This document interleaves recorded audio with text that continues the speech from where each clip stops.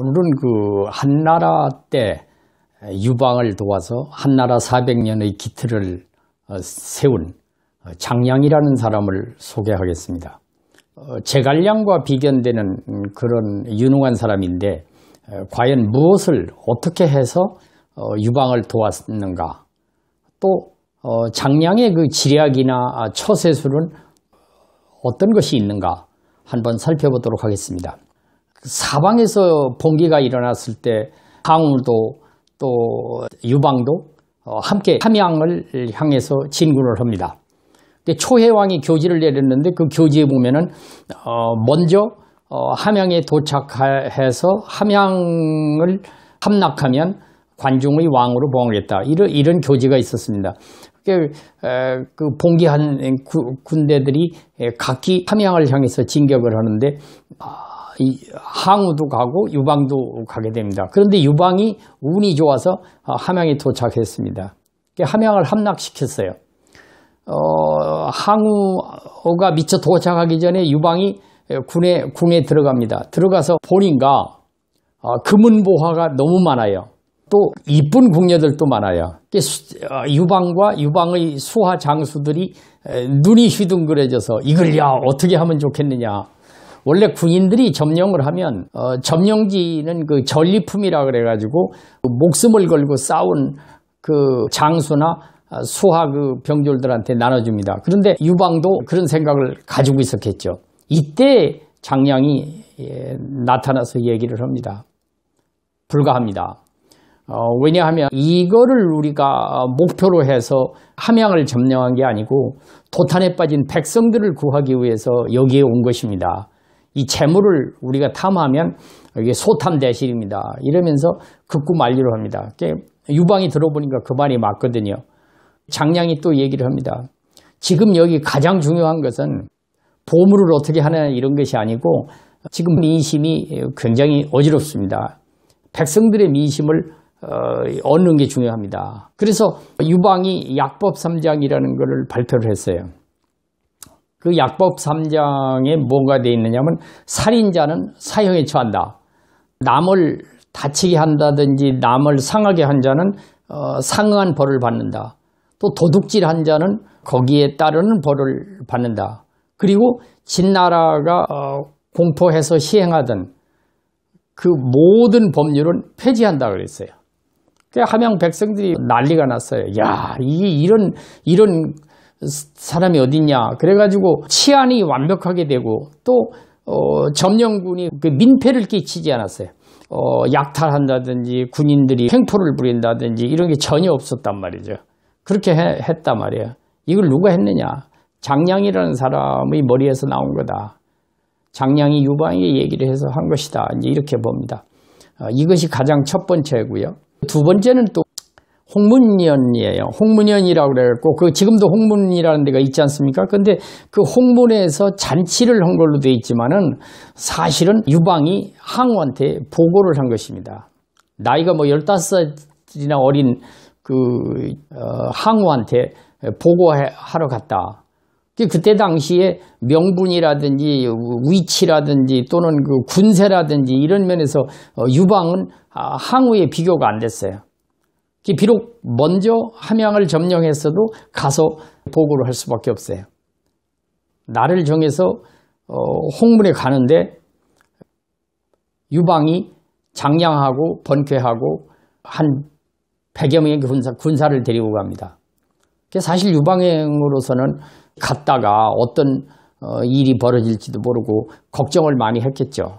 그러나 장량은 이미 거기에 갔을 때 유방이 위험스럽기는 하지만 그러나 뭐 살해를 당한다든지 아주 돌아오지 못할 정도로 어려움을 겪지는 않을 것이다. 이런 어떤 확신이 있었던 것이 아닌가 이렇게 생각을 합니다. 어떤 역사가는 범증이 한탄을 하듯이 그때 항우가 홍문에서 유방을 죽였다면 역사는 바뀌었을 것이다 그러는데 역사에 대한 가정은 없다. 역사는 가정이 없다. 이런 말도 있지 않습니까? 아무튼 갔어요.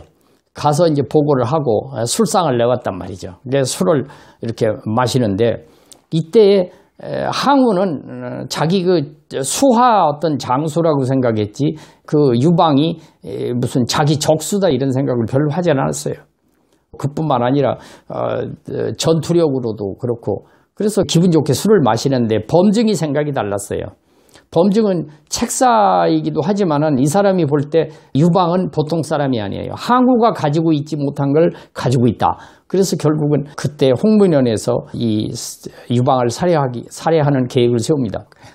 술이 한순배 돌아가니까는 수하장수가 건물을 주겠다고 항우한테 일어나서 얘기를 합니다. 그랬더니 항우가 그렇게 해봐라. 건물을 주는데 이때에 그 항우 당숙이 있었어요. 항백이라는 사람인데 이 사람이 상당히 정의로운 거, 원칙을 중요히 여기는 이런 사람이란 말이죠. 그리고 장량하고 또 친분이 두터워요. 항백 생각으로는 이것은 아니지 않느냐. 힘이 센 항우가 그 유방을 속임수나 이런 거를 해서 죽인다는 거는 이게 안 된다. 이래가지고 자기가 벌떡 일어나서 다른 장수가 건물을 주는데 같이 이렇게 합니다. 바깥에 시립에 있던 그 번쾌가 보니까 심상치 않거든요. 안으로 뛰어 들어왔습니다. 들어오니까 항우가 물어봐요. 이 사람 누구냐? 유방이 얘기를 합니다. 이게 저기 수하장수 번쾌라는 사람인데 이 사람이 제가 개인적으로 제 동서입니다. 근데 얼굴이 삼국지에 나오는 장비처럼 이렇게 생겼단 말이죠. 덩치도 크다 말하고 말이에요. 그게 항우가 술을 한잔 하라고 주는데 번쾌가 술을 먹습니다. 이 술을 동이술을 마셔요. 그냥 동이술을 뻘떡뻘떡 마시고 돼지 뒷다리를 하나 딱 물고서 이렇게 안주를 먹습니다. 이런 사이에 장량이 유방한테 눈짓을 합니다. 그러니까 유방이 일어나서 항우한테 고합니다. 저 화장실 좀 다녀오겠다고. 그러니까는 다녀오라고. 그때 번쾌가 뒤를 따라갑니다. 화장실 가는데 호위하느라고 따라가죠. 따라가서 밖에 나와서 걸음만 알살려라 하고 이제 도망을 왔다.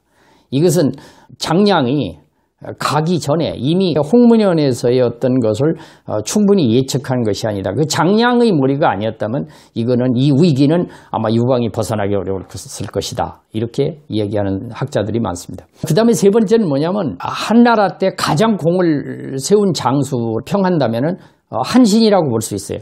한신이 아니었으면은 유방이 항우를 이길 수가 없었을 것이다. 이렇게 말하는 학자들도 많습니다. 그런데 결국은 항우를 이겼단 말이죠. 한신이 이렇게 공을 세우기는 했지만 한신은 야심이 많은 사람이에요. 자기가 얼만큼 노력했으면 노력한 것만큼 대가를 받아야 되고 뭔가 이런 게 있었단 말이죠. 그런데 이게 다루기가 어려워요. 유방도 다루기 어려워요. 그런데 장량이 이 한신을 잘 다루어요. 한신의 그 장점, 단점 이런 걸 다 알고 거기에 대해서 다 대처를 잘했다. 이렇게 결국은 장량이라는 사람을 자세히 보면은 정말 지략이 대단한 사람이었다. 결국은 한나라가 통일을 하지 않습니까? 통일을 하고 나서 장량이 가만히 생각해 보니까 야, 내가 이게 할 일 다 했다. 이렇게 생각을 하고 있는데 논공행상을 합니다. 논공행상할 때 장량한테 3만 호의 시급을 줬어요. 그랬더니 장량이 사양을 합니다. 저는 10분질인 3,000호만 가지면 됩니다. 이거 가지고도 충분합니다. 이렇게 사양을 했어요. 그리고 그뿐만 아니고 여기를 탈피해서 어딘가 가야 되겠다. 난 임무 다 끝났으니까 여기서 나가야 되겠다. 이렇게 생각을 하고 있는데 놔주지를 않아요. 기회를 엿보고 있었어요. 그래가지고 어느 날 여후가 곤경에 처하게 됩니다. 뭐냐 하면은 척부인의 소생하고 여후의 소생하고 이 후계자 문제를 가지고 이제 권력 투쟁이 벌어집니다. 그런데 유방도 척부인의 소생을 그 후계자로 앉히고 싶은 마음이 있어요. 그런데 여후가 위기의식을 느꼈단 말이죠. 그래서 장량을 불렀어요.